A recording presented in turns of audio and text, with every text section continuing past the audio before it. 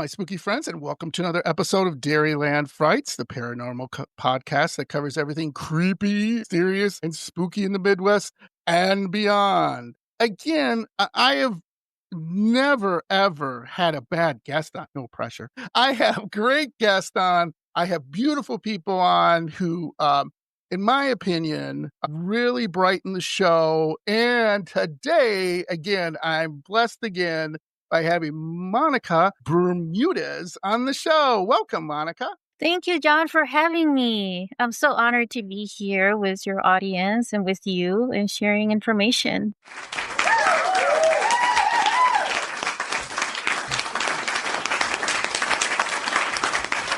Yes, and I'm honored to have you. So, Monica, obviously all the links will be in the episode once this airs. Could you tell my spooky friends, my audience, about yourself? Yeah, so I am a quantum purpose activator, so I'm really more like a cosmic channeler. I channel a lot of the cosmic energies. I do consider myself half galactic and half human, and I've been told that I am also. Okay.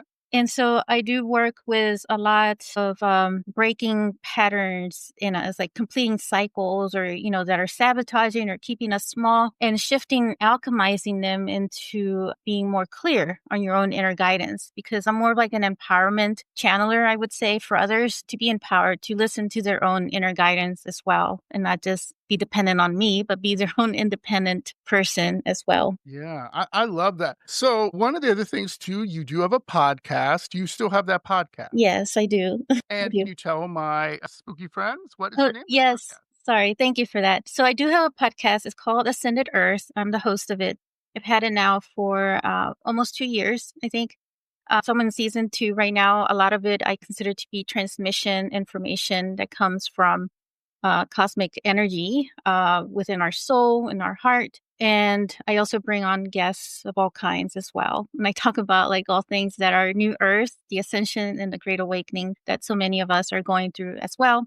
But it's my other tool, right, to empower so many others because I am a motivational speaker and spiritual teacher as well. So yeah, and I also have a book. I'm a #1 international bestselling author of a book called Cracking the Sacred Heart Code, which is a channel alchemical formula and a practical guidebook. And it is practical because it does offer journaling sections as well as guided meditations that were channeled for each of the different stages. It's like going through a different stage of alchemical process to really unlock the Sacred Heart Code. And I go into what it is and all that in there because that is something that we all hold within ourselves.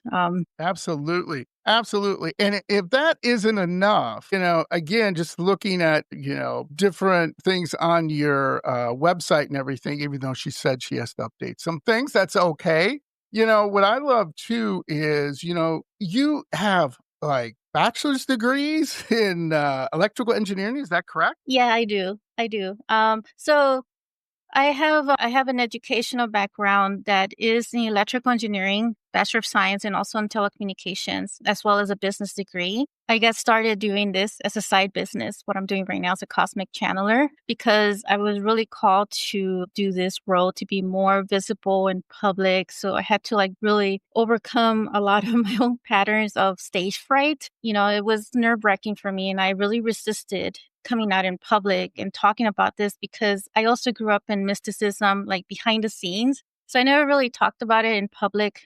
When I was getting my electrical engineering degree, I didn't say, hey, I'm doing this mysticism and I'm into psychic powers and intuition, right? I didn't really quite share that with everybody because I knew like in some ways people weren't ready at that time to really get that information.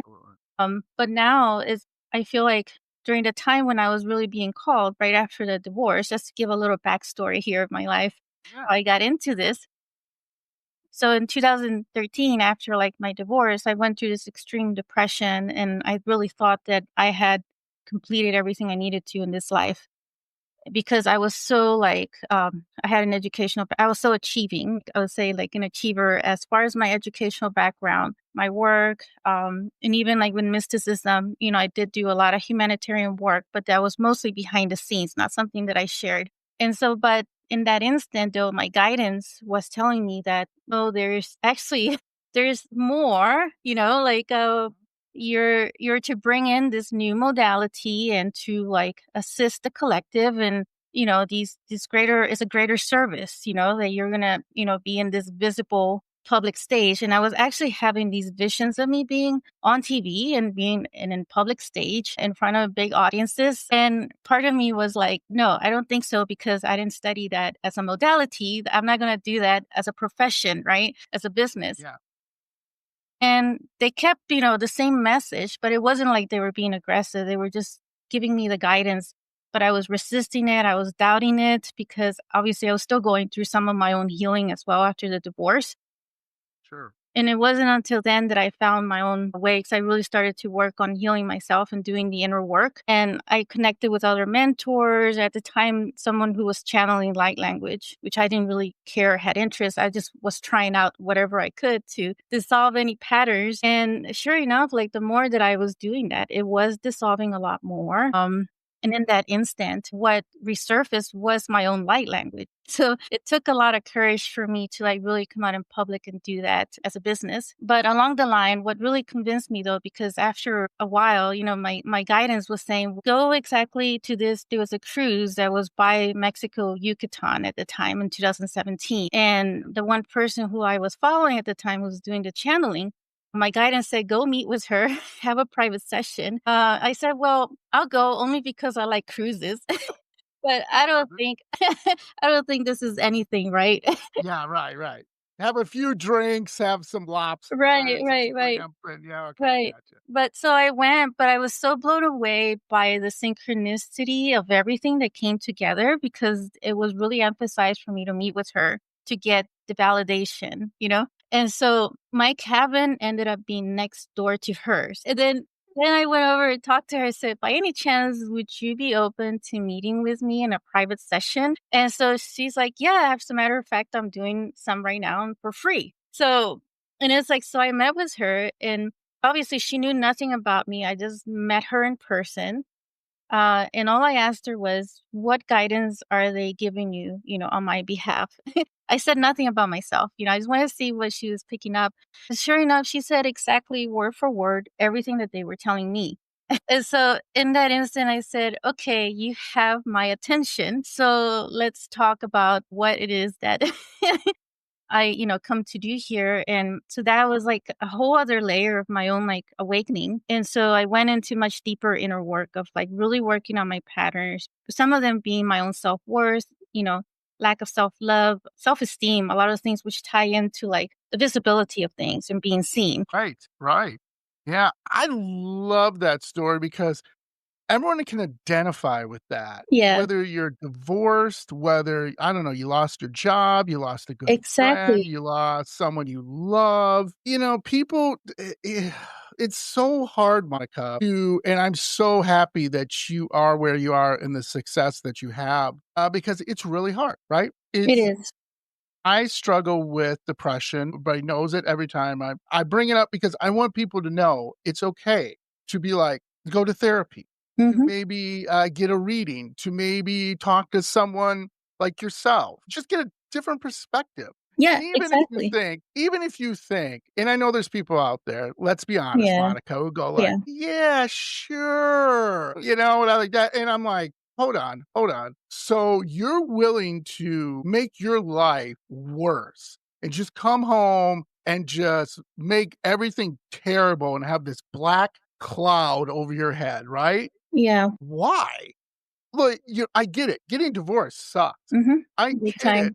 Losing a friend sucks. I Yeah, get it. Losing a job. I've had all this stuff happen. I've been around divorce. I haven't been divorced, but I've been around divorce. My mom got divorced. My uncles have been divorced. Cousins. My God, Monica, I'm like, I'm like this I know. island and just full of negativity of about marriage, right? But what did I do? I said, I want to do a podcast and I want to talk to interesting people like Monica and other people Exactly. who can tell me like, hey, John, great, go to therapy. Hey, eat right, exercise, do what you, Yes. but let's look at your spiritual journey. And it's funny that you mentioned that. So one of my good friends, her name is Deborah. She's from Paranormal Paradigma. Mhm. You're talking with guides. Spirit guides, I just got turned on to like 3 or 4 months ago, to be honest with you, and it's been fascinating. And so she did a reading with me for free because we've got to know each other really, really well. And I found out I have 4 spirit guides, which I don't wanna brag, but I have 4 spirit guides, and when she was channeling them, I did not put it on my YouTube or anything because, to be honest with you, Monica, it was really personal. It got us some really personal stuff that she shouldn't know unless she hacked into personal databases, you know what I'm saying? There's no Yeah, way she would know that. Never in a million years. exactly. But the whole point of it was, my spirit guides basically channeling through her, they're like, "You're doing good. You're doing fine. You got it. When you're depressed, do this." Not in specifics like do 100 jumping jacks or something like push-ups or something, but to the point of like, stop beating yourself up. That was the main thing that I got, Monica. Stop beating yourself up. It's okay to make a mistake. It's okay that this isn't perfect. It's okay that you feel you should be here when you're here, right? Whatever that means to you, whether it's I didn't get the job as manager of the McDonald's, or I'm not a international singing superstar like Beyonce or something. Okay, but what are you doing to get there? Are Yeah. you just sitting there dwelling on it all day long, ooh, moping around the house? Or are you like, well, maybe I need to take singing lessons, or maybe I need to take a college business courses. You know what I mean? And then you're also looking at your spiritual journey and looking at your environment and what's around you, what's spiritual, whatever you believe in, as long as I feel this way, and please, I love your comments on it, Monica, as long as it's positive and it's moving you forward, right? Yeah. Whatever that is. So, how do you tell people that? How do you, when you're talking to people, make them understand that? Like, really spirit guides and all that foo foo booty, I'm not into that stuff. So, how do you handle that? So, I mean, like, if people don't believe in spirit guides, is what you're saying? Yeah, or just the spiritual end, which you're talking about, and love and light and all that good stuff. So, I mean, like, if people don't really like believe in it, I mean, I can't really convince them, right? Because they're gonna make up whatever excuse they want. Doesn't matter how I may debate it or argue it or perceive it as, because everybody's gonna have their own perception. But I will say this though, from my personal experience, when I was going through that depression, like having that dark cloud over my head, right? Like as you were describing it. But I was so stuck. My biggest thing about the depression was that I was so attached to the regret of actually having been in a toxic or marriage, of putting myself in that situation. And I was actually really mad at my own guidance. I said, "How come you guys didn't warn me or tell me?" Like, and Right? also, like, even to God, I was so upset about it. I was like, "I don't understand why you guys didn't tell me." But in that instant, though, like, the time that I really started to open up more to hear my guidance much more clearly and get myself out of the way, because the ego will just be like, it's more attached on the things that it fears, right? What I found that helped me open up the most was when I was taking more hikes in nature and I was spending long hours in nature. And so naturally, things just started to open up more because as the body, there's scientific evidence on this, that our human body also goes through like some healing when it connects to nature. So naturally, the intuition starts to resurface and you start to hear these messages. So in that instant, when I was asking my guidance why I was so pissed off at them, you know, for letting me go through this marriage, uh, you know, and complaining about it, in that instance, I saw a remembrance of an image, and they said, "Well, we did kind of try to tell you, like." Right, right. But sometimes we get those what are they called? Those rose pink kind Rose glasses, right? Yeah, rose-colored glasses. Rose-colored glasses, yeah. So that was, part of one of the patterns that I also had to work in myself. It's like, I do have those rose-colored glasses on, usually when I see someone else, like, I immediately, like, fall in love and I ignore the red flags and, like. I hear ya. So our inner guidance, our spirit guides, which I consider them all to be this one team, right? Your own higher guidance, it's all always there. They're always communicating. And it's a matter of like how we want to perceive it, if we get ourselves out of the way and allow that message to come through. And the best way for me, which is why I emphasize the heart so much, is that they really communicate to us through our heart. But when you're heartbroken, obviously you're going to hear more of the ego than anything else because you're up here, you're attached to the analyzing, the regret, the victim mindset, you name it, like all those things. I've been through it, and I understand anybody who goes through any form of heartbreak. And I hold a lot of compassion for them, because I've been there myself. Yeah, yeah, I love that, and again, there's so many man, it's really hard to explain to someone. I'm sure when you were in that marriage too, maybe you had friends or family or whoever saying, "Monica, kind of, maybe you should," and you were like, Exactly. "No, he had a bad day," or whatever, and, then you're like, Exactly. and don't the other thing I wanna say before we get into some questions here is don't feel dumb. Don't feel stupid. Don't Exactly. have a regret about it. Move on because a toxic marriage is a toxic marriage. What do you Exactly. and they're not look, if you tried your best, okay, this is we're turning into a marriage podcast. That's a whole different thing, but It is paranormal though, I mean, like, it is paranormal. and it's If spooky. you yeah, well, there you go. It can be spooky. Tell me about it. Oh boy. But anyway, again, don't feel bad. You just got to move forward and be like, well, I still love him or her, but it's just, I can't come home every day and just feel like I'm small. You know what I mean? I just can't. I can't do it anymore. And that's a whole different thing. So let's get into the questions here. By the way, I love that. And I would definitely highlight this. I'll probably start a marriage podcast. There we go. Like I know. I think a lot of people will subscribe to that. Here's a joke, here's a joke. The biggest leading cause of divorce is, guess what? Marriage. Don't listen to advice, just a joke. I love it. Please I proceed with love it. marriage if you wanna get married. Yes, please do. I have you just really quickly, I have this young woman at work, and this was this funny story, just really quickly. So, we were talking, she's getting married, she was, like, 23 or 24, and I said to her, "Well, just gonna tell you, when you get married, things change." Yeah, And she goes, "John, I've been living with him for, like, 5 years." it's different. It's right. And this is the funniest thing, Monica. I know people are like, "Can you start talking paranormal? I'm gonna flip the but this is gonna be good." So I say that, and she says that, "Yeah, it's not gonna change, John. I'm living 5 years." And from a cubicle, like 2 cubicles down at my work, a woman goes, "John's right, and she's gonna change." And then another cubicle, this other woman goes, "Yeah, he's right. He's gonna change." It was just so funny that people were listening to our conversation and that women and people around me were like, "Yeah, John's right." And, she didn't believe me. And then she came back to me 2 months later. She goes, "I hate to admit it, John, but you're right. Things are changing." And I'm like, it doesn't have to be for the bad. It doesn't Yeah, have to be for the bad. And if it's for the bad, exactly. I always tell people, I said, "This is my 2 cents about marriage.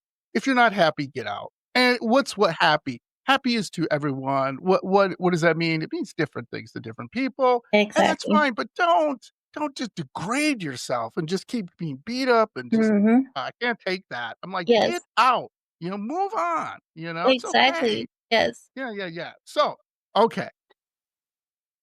But this So is good though for those who are like. yeah, yeah, absolutely, absolutely. So you kind of talked about it, Monica, a little bit, but let's get into a little more detail on this. Mhm. How did you first discover your ability to like channel, and how did you recognize that? Because you kind of talked a little bit about it, like you were at school and stuff, but was there a moment, a defining moment that you can remember that you went, yes, this is when it happened? Yeah, so since I was little, I always had like really strong psychic and intuitive abilities. I just never really shared it again with just anybody. And I would see ghosts, like I see you, like, just like that. I would see the ghosts like with my eyes. Oh.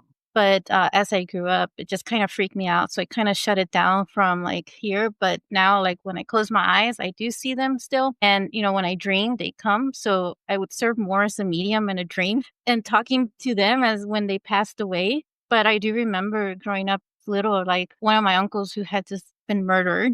actually, and he appeared. We were at a grocery store. I saw him standing in the aisle, like very clearly. He was wearing, the clothes that he was buried in, and he was just standing there staring.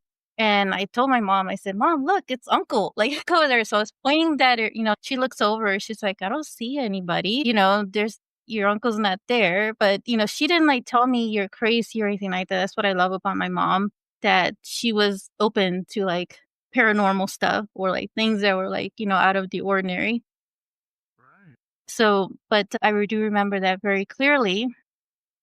And, even like growing up, I would see that, like I said, it just kind of freaked me out. So I kind of shut it down. So I knew that I had like these intuitive, like really psychic abilities, but I did, do some work like in mysticism, which helped me like also be able to develop it more and control it later on and just not be afraid of my own power either. Cause that was another thing that I had to work on myself. But I ended up studying, in engineering.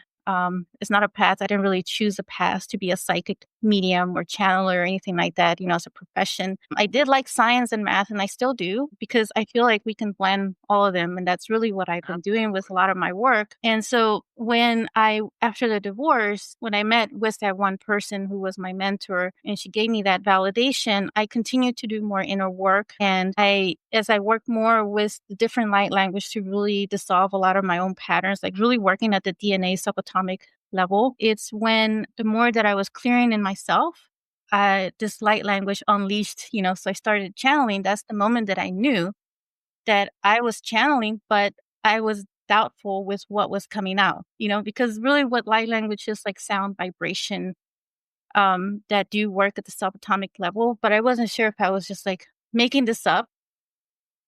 Yeah, yeah, yeah.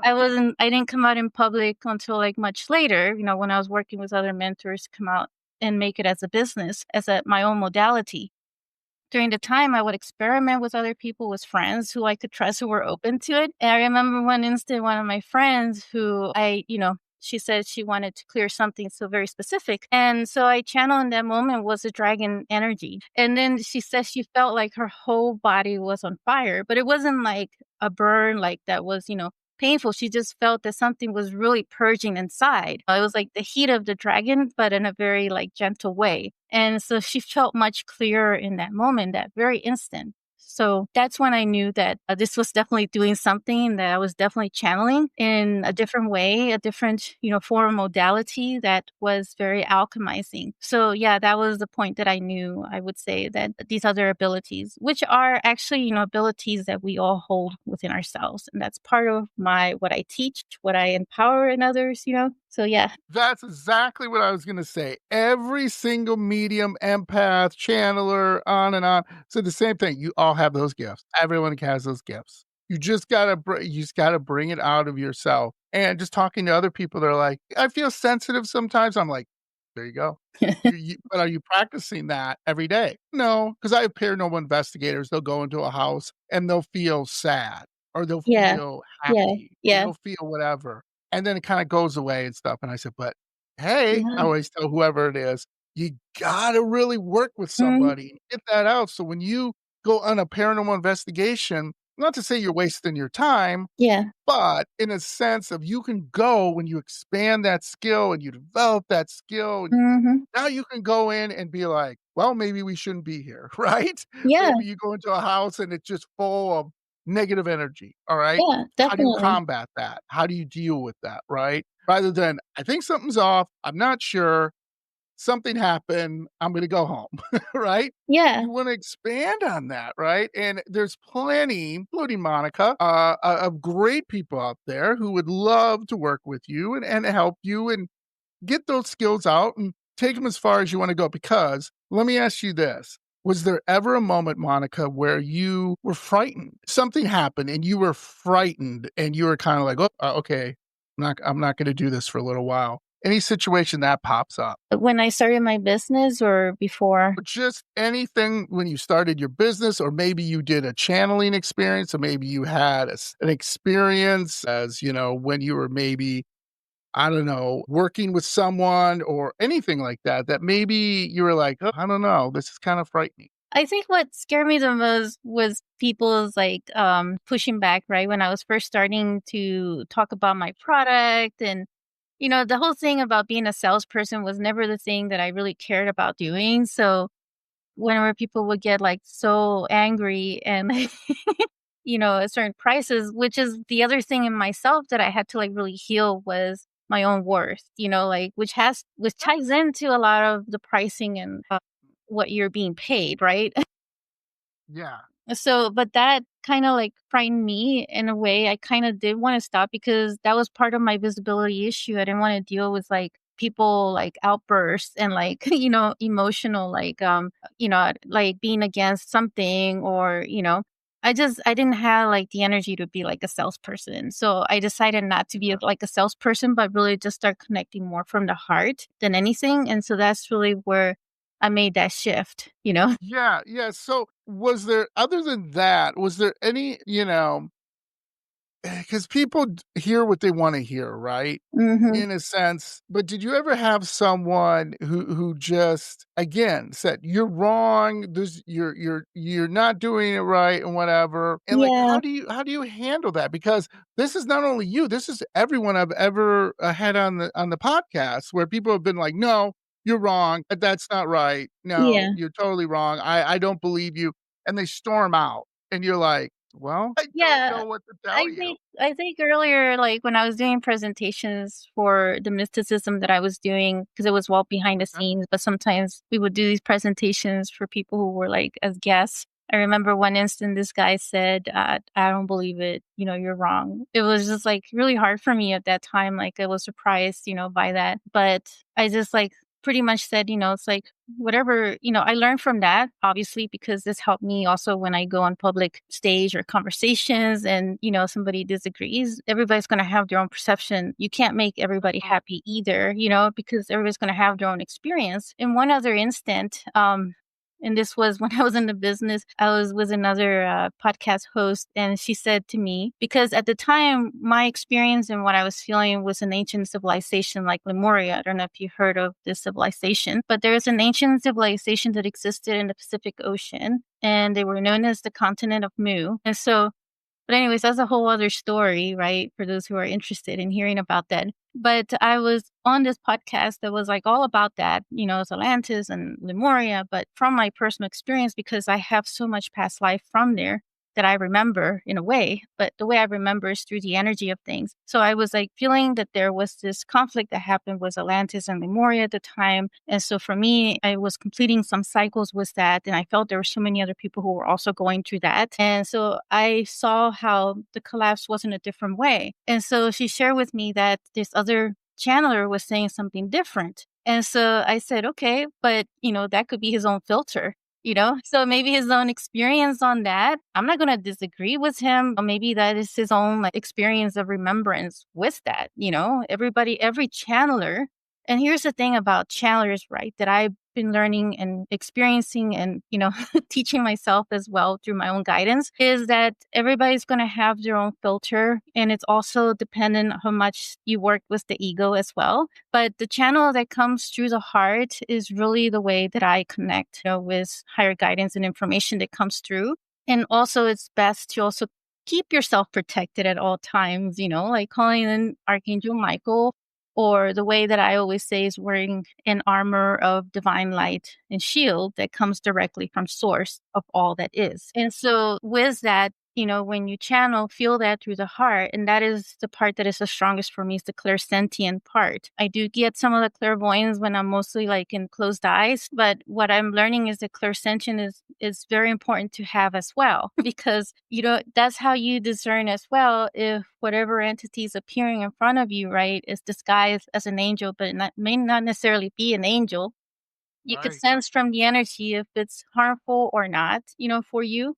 But that is, my whole point is that, yeah, in that moment when I got that from the podcast host, I was like thinking to myself, I was like, why is it that this person is getting something different and I'm not? But it took me a while to like really filter that and realize to that point right now, which is why I'm sharing this, is that every channeler is going to have their own like viewpoint and their own filter and how they interpret it as well based on their own experience, because a lot of the information that we also receive comes in through different energy codes. Light language, is an energy code. And so it's a way, just if you keep your heart very clear and whole, the clearer your message is going to be for you. And it's also based on your own experience too. Yeah, I love that. Now, here's something that I get that might be a little confusing for most people, not for you, or maybe it is for you when you started out. How do you differentiate between channel messages and your own thoughts or impressions? In other words, how do you make them different? Because everyone has their own thoughts, right? Like whatever it's saying to you, but you also have channel messages. So how do you make them different? How do you figure that out? Maintain clarity between them. Yeah, so the way I see it is being disconnected within your heart. So if it feels, lighter, it won't feel as like constraining in the heart, like a knot. To me, it feels like a knot when it's like off, and maybe it's just the ego that is coming in interpreting things. But if it's coming of love and of light, of a lot of compassion, I do feel my heart more expansive, and it feels very warm, very open. And so it's just, and sometimes, I feel so much love that I do get teary eye, like tremendous amount of love, like I experience like that, it's just like one of those joyful vibes also, so you will feel the heart feel more expansive. But if it's something that is being interpreted from the ego, it will contract, kind of like a closed, like friction, something doesn't feel good here, or like, Yeah. the energy of it. And so that's when you know that it's something that's coming from not of the light, not of the love, And so that is where you really have to like question, yourself, where is this really coming from? So that's the part that I talk about, the clairsentient, you know. It's really the feeling here in the heart. And like I said, to get clearer, like for me, I have like these unique codes that I do bring the entire heart together into its wholeness to like actually combine it. So I'm more like, I'm kind of like a chakra rebuilder, repair, as well as an activator. It's almost like a mechanic, right, for cars. I'm kind of like the chakra mechanic for it, I guess. I love that. I love that. That's awesome. That's awesome. So how you kind of talked a little bit about it, Monica, but how do you maintain your energy and well-being while channeling? Like, how do you keep that up? Because that's taking a lot from you, right? So how Oh, do well, you actually, yeah, it's interesting because in the beginning when I was doing it, it would drain me. And but now just recently, I think what changed was that um I changed my diet, my exercise, and also like getting more nature connection as well. And so now when I channel, I get so like energized. So it doesn't like drain me like, before. Now I'm like super energized. Like, I want to do all these things. And I'm like in this, cloud, but grounded still, of like, oh, I can go do some more things and more excitement. Yeah, right, right. And that was my next question. Like, how has channeling influenced your personal life and your spiritual journey? I mean, how has that influenced it? Yeah, so for me, it's paying attention more, like especially like coming out of divorce, right? And you're dating. I see it more like a conscious dating, but also like with friends, a conscious relationship awareness. Like paying attention to red flags, so you become much more clear on certain red flags, and being more discerning that way. So yeah, so that's improved so much, because and all of that relates back to like clearing of a lot of patterns. But, I did a lot of inner work as well with like mentors. But when I do channel for like other people, I'm also like receiving that too. So it's almost like, going in deeper. So the more repetitive, these transmissions are, the more it does support going in deeper into the subconscious level. So I call it like the love medicine, light medicine that for people and stuff. So, but yeah, so it's just like a spiritual teacher, right? When they're giving something of some kind of message or something like that, they're also receiving that message too. So don't want people to think that just because I say something that I know it all, because I don't. I feel like, as teachers or even as healers, we're always healing, we're always learning something. And the more questions that we get asked, in different ways, like a different perspective, helps us see things in a different perspective. Because that's really where our expansion is and our channeling is, based on a different perception as well. And so, being able to see like the bigger picture, right, of the field and, versus just being limited to like one area of that field. If you look at it from a football field, right? Yeah, absolutely. I love that. I have to ask, what is Monica's red flag on a date? You gotta I have to ask that. Well, what about when a guy says, "We're gonna get married right away on the first date?" Yikes, yikes. That's a red flag. Yeah, I think that's a red flag for many people, unless you're wearing those rose-colored glasses, right? Yeah, yeah, unless you're ready. Yeah. Okay, there we go, Monica's red flag. I think that's everybody's red flag, or most people. Whatever you do, don't say you'll get married on the first date. Yes, please, people. Monica and I love you. Do not do that. Don't do that to Calm anybody. down, calm down. Don't run to Vegas and, stop it. Okay, I love that. So, what has been the most surprising lesson learned from your channeling experience? I would say trusting that there's something coming out. You trust it more from your heart. Yeah, Because I feel like, so many channelers go through this. There's a level of still some doubt. Is there anything like this really coming out? Are they really feeling anything? And so, but I say, yeah, that's my biggest lesson is to learn how to keep trusting, what messages are coming through and what I'm feeling in my heart. yeah, Not letting, not letting the ego play the tricks on you. Like, yeah. Yeah, so circling back, that has to do with the heart and the love light and things like that, right, correct? mhm, Kinda yeah, and we're talking about what we were talking about, listening to your own thoughts, whatever that is, versus what you're channeling and what's coming through, and and that must be really difficult at first, right?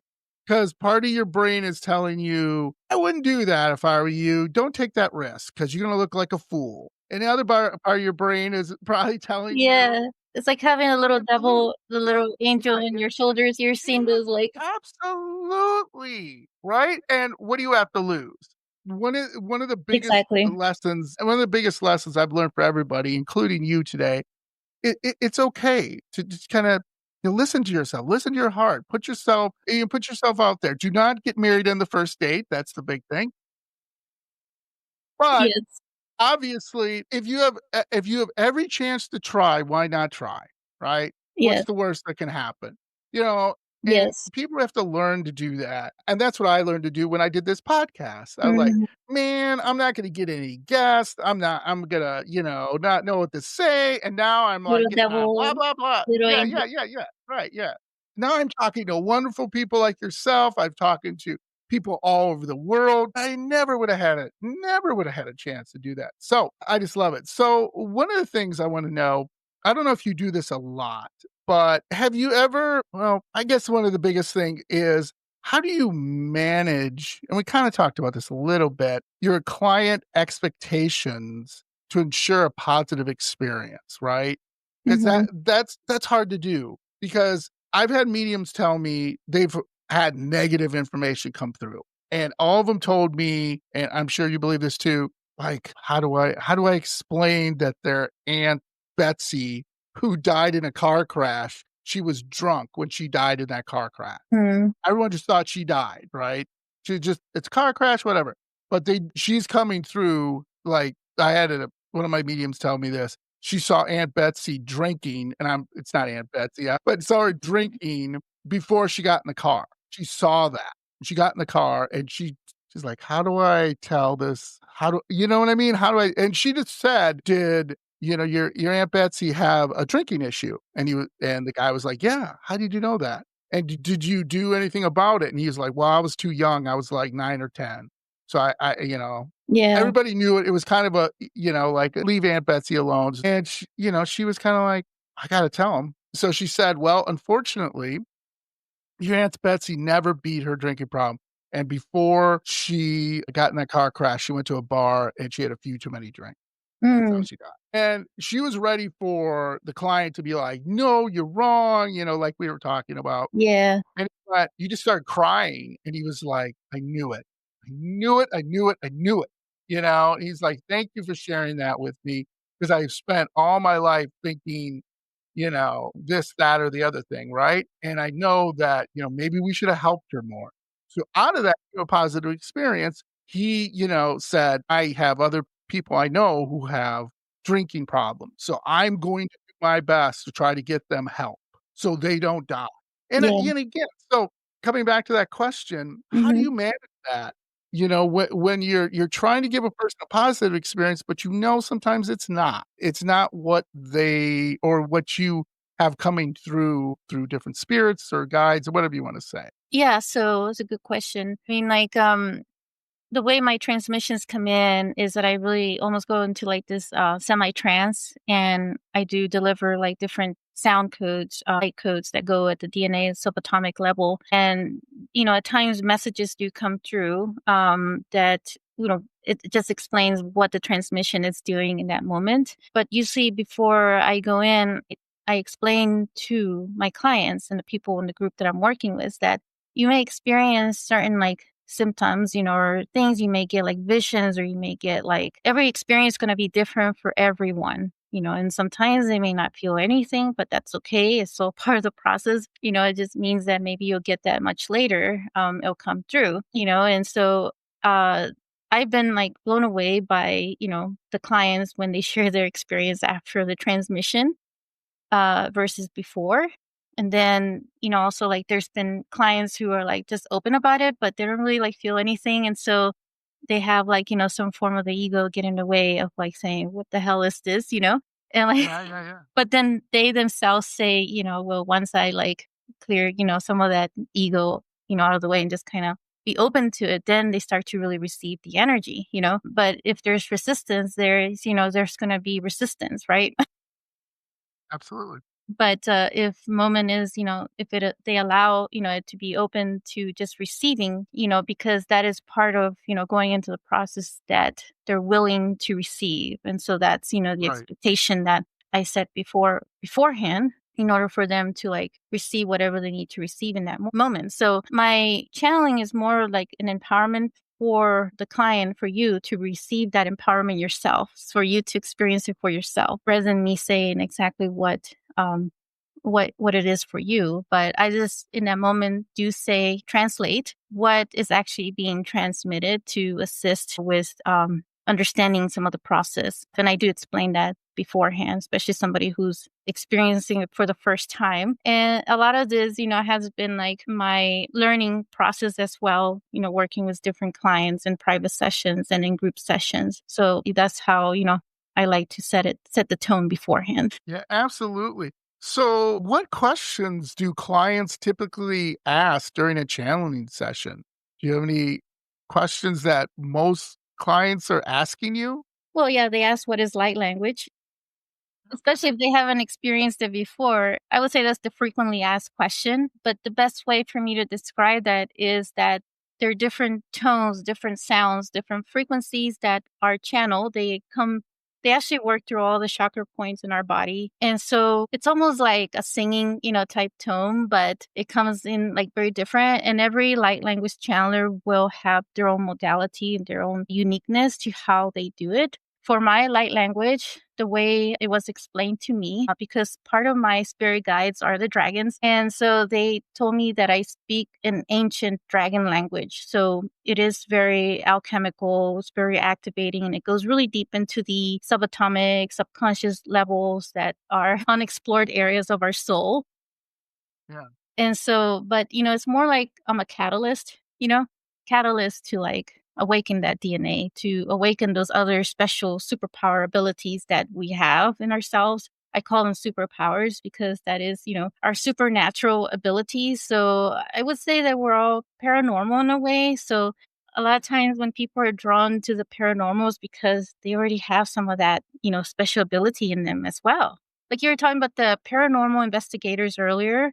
I would say that so many of them already like so gifted with their sensitivity. And there was an episode of my podcast where I titled it Sensitivity is Your Superpower. Because that is something that I grew up with sensitivity, extreme sensitivity. I was like ultra sensitive to like the energies. And so I didn't realize until much later how much that was in my own ability. And then, sometimes, growing up, some people say, "Oh, you're too sensitive," right? And they would just kind of dismiss you or consider you weak, for being sensitive. Right. Doesn't make any sense. Yes, and, about dragons and everything, I find fascinating. I'm totally into all that stuff. I'm not afraid to admit I play D&D and still do. I love D&D, and D&D brings out all the mythology and stuff. It's fun, but I have books on dragons and stuff, and, there's been some evidence they existed. But so when you talk about that language, is it an ancient language? Because obviously you're talking about dragons that used an ancient language and stuff like that. Or what kind of language is it? Can you kinda elaborate on that? So for me, it just comes in tones and sounds. There's a much deeper sound to it than compared to like other light language channelers who channel like the different star systems. I've noticed that there's a different way how the other stars speak because a lot of star beings, a lot of our friends from the sky, I'll call them our friends, right? Star beings, they do speak, some form of light language themselves. And some of them do sound like very fast paced, it's very high pitch, right? Whereas with me, like when the dragons do come in, it just feels like a little bit slower, more pronunciation of, that word, which, and it's much deeper. So my voice does kind of change in a way and so, but they are like this force of like fierceness, but at the same time, they are just the most loving like elementals, right? And I love that because I grew up also looking at different shows, right, about dragons and all this other stuff.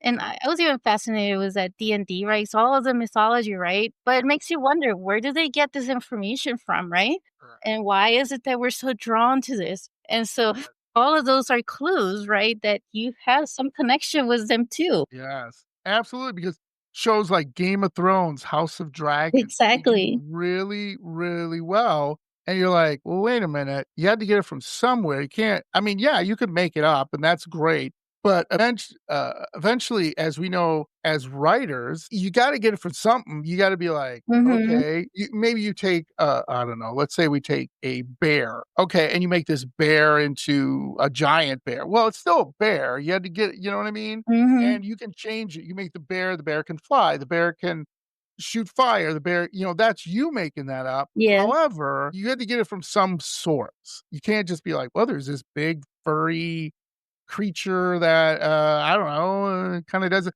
and that's cryptids too, not to get off on that topic, but the Bigfoot. cryptids too, that fascinates me too, because again, okay, yeah, you can make that up and sure that, unfortunately people have for Mhm. fun Yeah, or for it's profit unfortunate. or whatever, and that happens, but then the sum of it is, how's that coming out? Because in Wisconsin, we have the Beast of Bray Road.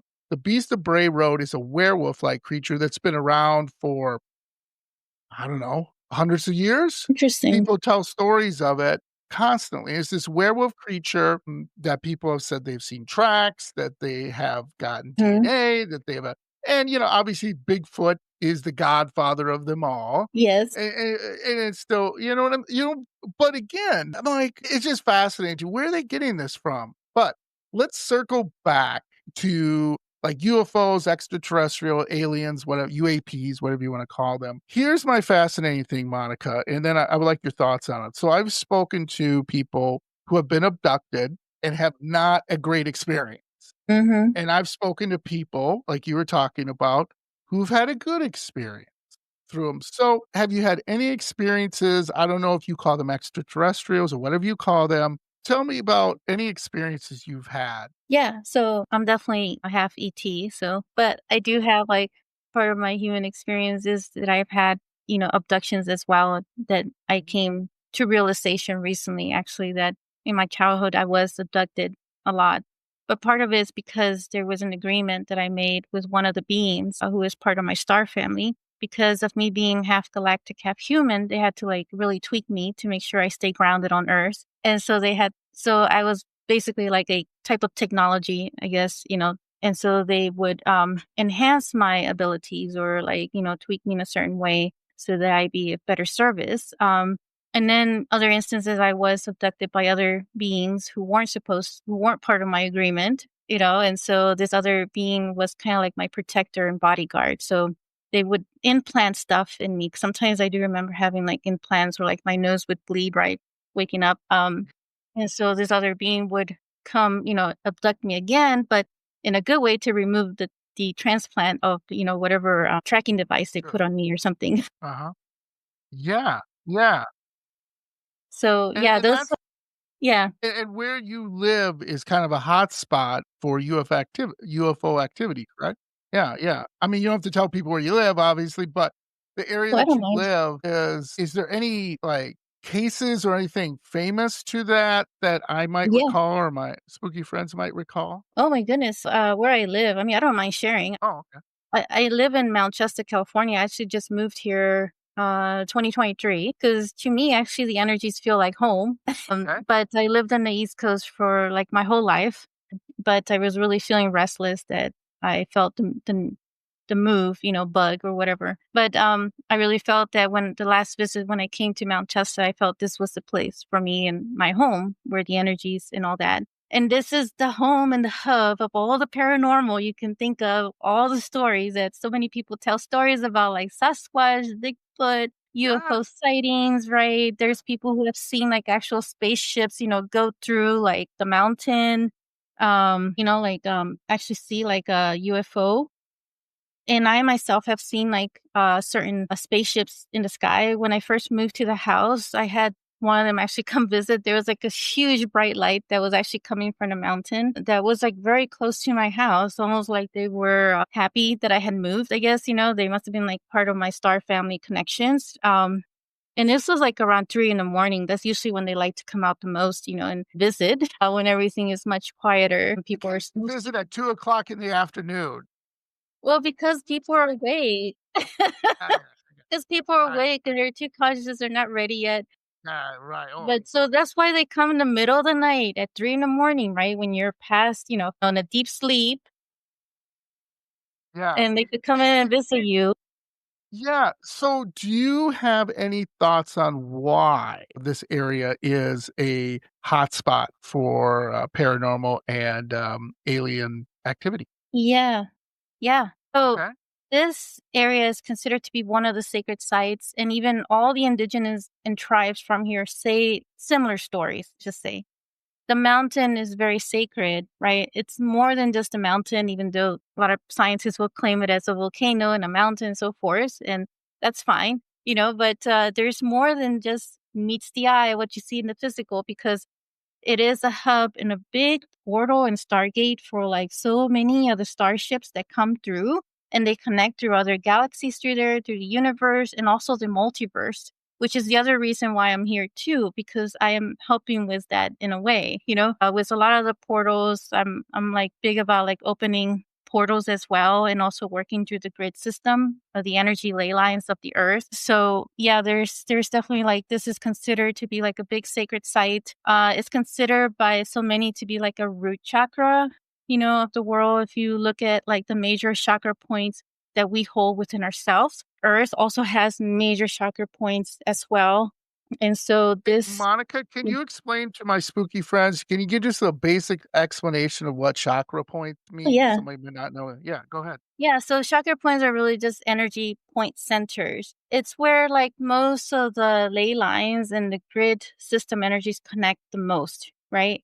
And usually when there is a lot of like lava around, like here, if it's a volcano, there's lava energy. So the energy of the fire creates this like big center energy point that, where most of the connection comes. So it's like a psychic energy center, I would say. So that to Earth is a living entity, is a conscious living being, also just like us. And so it's also expressing itself through these psychic centers, these energy points that are very condensed together in that point. And so that's why it creates these portals and these stargates where they take you into these other universe and these other worlds. So that's why it's a big hotspot for the UFOs, for our star beings, and also for Bigfoot, because Bigfoot lives through these other dimensions. That's why people don't see them as often, and why I Yes. guess the picture looks so blurry sometimes. I don't know.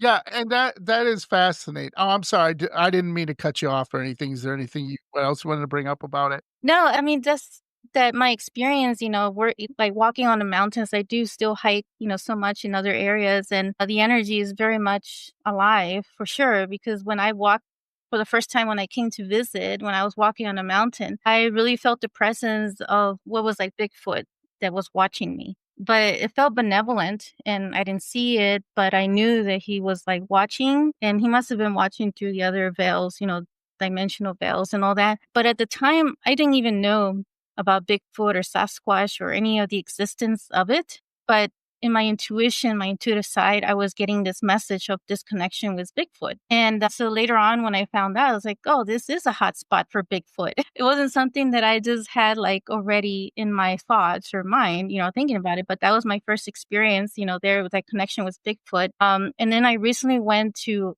a sweat lodge. I experienced sweat lodge for the first time with the Lakota tribe in the area. And they have an actual song for Bigfoot because they consider Bigfoot to be like a protector and a guide. And so they really do emphasize it a lot. So, yeah. Yes, and, a sweat lodge for people out there is basically, I would say, a transformative experience in Hmm. the sense of you can explain it a little bit better, but kinda can you just explain, like, the basic why you go in there and what experience, you may have? Yeah, it's definitely like a sacred journey. I mean, you going in like really deep within yourself. You're enclosed in this like tent like area, right? And they have these really sacred stones that they call the grandfather or something like that stones. And so they do this whole ceremonial thing where they give respect to the rocks themselves. And so they have them, they're like literally on fire. So it produces this extreme heat and you're in there for like maybe 2 or 3 hours. So it is like a very deep purging, deep cleansing inward as well as physical, right? But at a soul level, it is such a deep connection. And especially when they're sharing stories within the circle and then they start singing songs like Bigfoot song. I mean, because that in itself is also very activating. Yes, absolutely. And you know what's interesting to me, Monica? All this stuff is starting to come forward a little bit because hopefully people have a little more open minds, Hmm. like ayahuasca, for example. Yeah. Ayahuasca, is becoming it's a little more not backstreet. How do I say it? It's not backstreet, where you're in some alleyway doing, it's kind of shady, I guess. You know what I'm saying? Hmm. People having general, people going places and having general experiences with them. So what like one of my favorite Packer fan. I know that probably means nothing to you, but one of my favorite players is a NFL player called Aaron Rodgers, and he did a documentary on his ayahuasca trip Okay. and what he Interesting. was going through and everything. And he talks about how he, found different dimensions and people are like, okay. You know what I mean? They're like, boy, this guy. And I'm like, why is everyone saying that? He's going to better himself. He's trying something different. And now, believe it or not, a lot of NFL players are starting to do that because of dealing with their mental and health issues of playing the Yeah. game. Because football is an extremely violent sport, Yes. extremely competitive sport, stressful. I mean, you gotta be 24/7 on your game Yeah. or you're gonna get hurt, and it's gonna be bad. So Yeah. why not, after you're done with this, of going and all that burden on you just coming down on you, why not explore something like this, right? Yeah. And I see a agree. different dimension, a different place. So let me go back to you really quickly here. What are your are you familiar with Skinwalker Ranch? I have heard of it. Yeah, it's a very fascinating story. Yes. Yeah, and so that to me is fascinating too because they have done research on that. Yes, Some I of it know. they have not put out there, and if you've heard skinwalkers, again, if you're not familiar with that, typically are Native Americans, maybe good or bad. Usually it's good. Sometimes it is bad, unfortunately, where they can change shape. They can go in different dimensions, everything like that. And I'm gonna do a episode on it about people who lived there on this ranch and saw Oh, I would love all to these listen to strange it. experiences with UFOs and skinwalkers and spirits and now they have a show out there and done documentaries on it where people have done scientific evidence, like scientists have gone there and then have gone with mediums and psychics and Yes. paranormal investigators, and they're all like, Yes. I don't know. And that's great. Sometimes not knowing is a good thing because you want to learn more. How do I learn this more? So, one of the questions, getting back to what you were talking about with, UFOs and extraterrestrials and stuff. My question I always have to ask is, what do they want? What do you think aliens, extraterrestrials, whatever, what do you think they want from us, from our planet? Do you think it's good?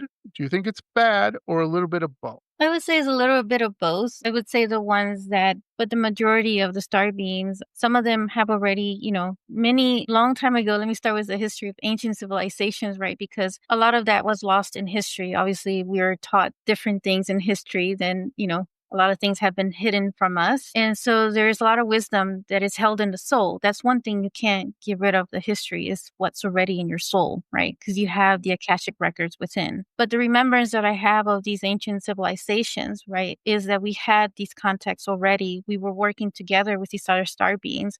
A lot of these ancient civilizations, a lot of what, we are right now do contain a lot of this, I would say, star being DNA as well, that so many are not aware. So many our star seeds are not really aware of this either. So I would say that a lot of the star beings who do come and, trying to connect with us are part of our star family, and they want to reconnect with us. And, this great awakening that we're going through is really unveiling, revealing, who we truly are, the inheritance of these different star systems and that connection that we have with these star beings. And then, yes, there are star beings who are against it. They don't really care for us, and they're probably more harmful than anything. But the ones who, because I do feel that open contact will come, and it is something that will happen in our lifetime. And it may be like very soon, because there's a lot of things being disclosed right now, through the government. And I think that's just the first phase. And the next phase will be when they actually do appear in their spaceships, and they will be so visible that it will be undeniable. Right. But I think they will do it by phases because of our nervous system, right? There's only so much that our nervous system can handle in the Yeah. moment, right? Of shockness, right? So, yeah, I think they have to do it by layers and phases to engage with us again to something that was already engaging before in these other civilizations was a normal way of being. And so I feel that is where we're heading now, is having that reconnection again for the better of like the entire planet, but also the universe, because Earth is a big part of the universe too. Yeah. Yeah. And, the numerous movies that have been done around this, I think one of the biggest ones is like The Arrival and like Contact. People have seen that with Jodie Foster, where there Yeah. was a signal sent and it showed like, this plans to make this machine and stuff like that. I think it will be similar to that, or I think it'll be similar to like The Arrival. I think that was the movie where the aliens came down and they had this different language that we had to learn and stuff like that. And one of my favorites from the season called The Day the Earth Stood Still. I don't think it would happen like this is where in there the spaceship lands, the alien comes out and we immediately are aggressive and he's like, I'm here to help you. Why are you shooting at me? Yeah, yeah. Attitude. I think it will be a combination of things. I think it would be like, "I'm here to help you. Why are you shooting at me?" To like, "You gotta learn our language, and we're gonna show you how the universe works and all the wonders that you guys are missing out of to help you with your planet, because you guys are" what the central message I get from everybody is, "We're screwing up. We're making mistakes. I'm here to help before you guys destroy each other, because we have done that and we want to impart to you." So I think it's gonna be a combination of things. But you know what's funny, Monica, that makes me laugh, and I've told this to my other guests too, is when they put out in the news, here's military footage of UFOs. Like here's actual footage from a military person. Yeah. What did we do? What did we do as a collective nation? Nah, I'm going back to my phone and playing Candy Crush or whatever. Right? Isn't that strange? I feel that's really strange. Like I was sitting there so excited. I'm like, look at this. They're finally admitting it. And Yeah. everybody else is like, yeah, Yeah. okay. I think it's like a level of consciousness too when we're really ready to pay attention to what they're really showing. I think in some part people think it's fake, still, even despite of whatever evidence somebody may be sharing, some experience, that had direct Mhm. contact. There's been many military people who have Yes, seen so many things, absolutely. or silenced. You get like so many different whistleblowers, but there's so many people still denying and saying, "No, they're fake," And there has to be some level of some consciousness shift that will actually have, this open contact happen. And when we're really ready at that level, which I feel like so many of us are going through like tremendous awakening right now because of all the events and changes going Yeah. on in this planet, that Yes. we are kind of building up for that. Yes. I mean, things like right now, like artificial intelligence. Yeah. What is that going to bring? What is that going to do? Hmm. Good, bad? I don't know.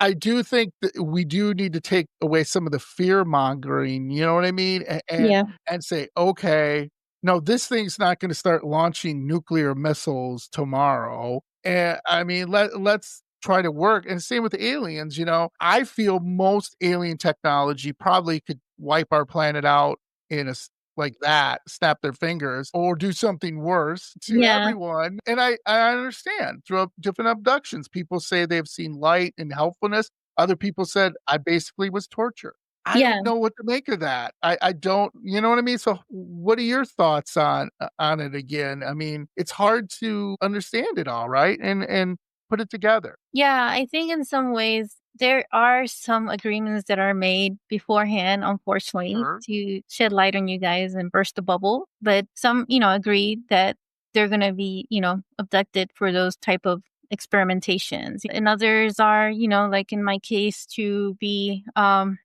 used as an example with the light medicine or tweaking or something like that. They may be galactic and half human also, not realize they are, So, but yeah, so it's different levels of like a mixture of so many reasons, behind it. And there may be other reasons that are hidden from us. The government is not completely disclosing. So don't shut the door on that either. No, of course. And I did an episode on the Dolce Air Force Base in New Mexico, where supposedly there's levels of alien experimentation of different things. And one of the levels they call the nightmare level. It's like where this level is where they've done experiments on alien human hybrid and things have kind of gotten out of hand. And they've had to like supposedly do something which is, I'm sure, not good, and things have escaped supposedly. And you're like, well, yeah. And it's true. There is a base called the Dolce Air Force Base, just like Area 51. That is true. That is right there. And they are basically saying, yeah, you can't come in here. I get for some reasons it's for the good. For like you said, our nervous system can take so much. If you Yeah. walked in there and there's an alien human hybrid, you'd be like, you know what I mean? You'd be like, it freak Yeah. you out. I Or think it'll there's a, freak out. yeah, I mean, yeah, cause like, for a long time, I was actually afraid to sleep here in Mount Shasta. There was a part of me that was afraid because there was a remembrance of that abduction that happened to me with, like, the ones who weren't, like, I didn't have an agreement with the abduction, so I had that fear in me, and that was part of the nervous system recalibration also, is having, I guess I didn't really remember exactly what had happened to me, but there was at a subconscious level that fear that, obviously remember.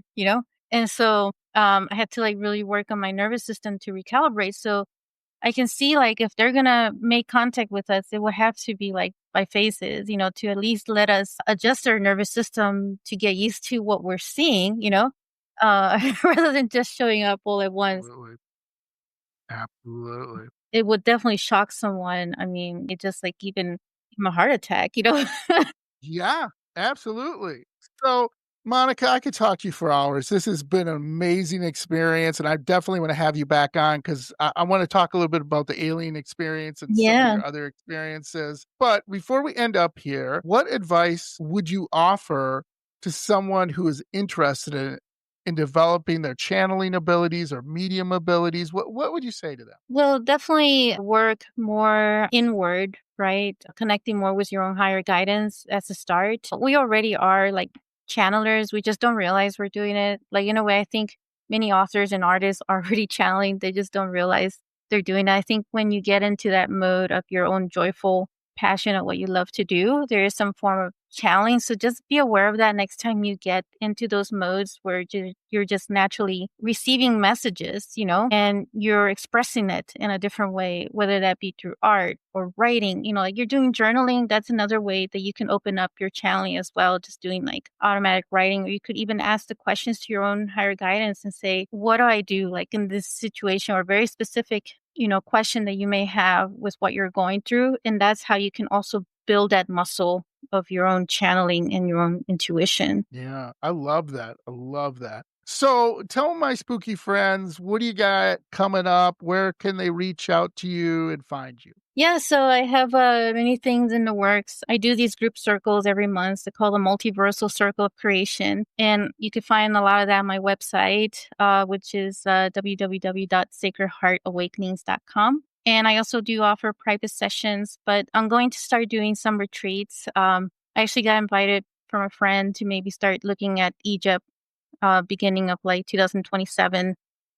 And I'm really feeling that galactic reunion is really what is coming up. But so if you want to join, my mailing list, just, you can email me all the contacts on my website. So that way you'll know like information on retreats. There's some other ones that I'm looking at this year as well, but looking to connect with the vortex areas and other sacred sites on the planet. And that's where I'm actually being guided right now to do more retreats like that or events, at these other places. I love it. I love it. And again, thank you so much. This has been a fascinating experience. I've learned so much. And like I said, I'd love to have you back on because I think we just hit the tip of the iceberg Yes. of where we want to do it. And, it's been a true pleasure for you joining me. So thank you so much. Again, all my spooky friends, make sure you like and subscribe, rate me 5 stars, wherever you listen to Dairyland Frights. And make sure you reach out to Monica because all the links will be in there.